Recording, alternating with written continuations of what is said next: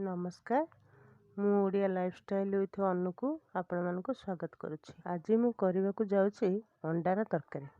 अंडा तरकारी पई आवश्यक उपकरण पियाज रसुण अदा टमाटो दालचीनी गुजराती तेल लुण हलदी जीरा गुंड धनिया गुंड लंका गुंड गरम मसला। एठी मु आगरू अंडा सिझेकी रखिदेछि। मन रखंतु अंडा को तेल रे भाजिबा पूर्वरु ताको टे छुरी किंबा चामच रे टिके दाग दाग करदेबे नहले तेल मुह को छिड़किब।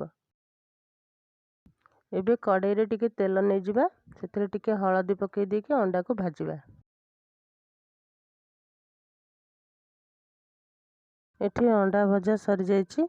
मु आलू को सिझेकी नहीं जाइछि। आपण माने चाहिले मध्यम भाजी की नहीं परिबे। आलू आउ एक कड़ाई रे किछि तेल गरम करंतु। तेल गरम होला परे सेथिरे किछि चीनी आ किछि गोटा दालचीनी गुजराती पकांतु। चीनी टिके लाल हे आसले सेथिरे काटिकी रखिथिबा पियाज पकांतु। पियाज ब्राउन कलर आसला परे सेथिरे स्वाद अनुसार लुण एवं हलदी पकई देबा। पियाज टिके हे आसले सेथिरे बाटिकी रखिथिबा अदा पियाज रसुण पेस्ट को पकांतु।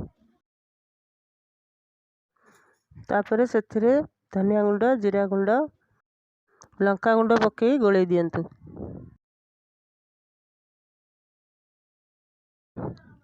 तेलरू मसला अलगा हो गले सेथिरे अंडा आलू पकई दियंतु।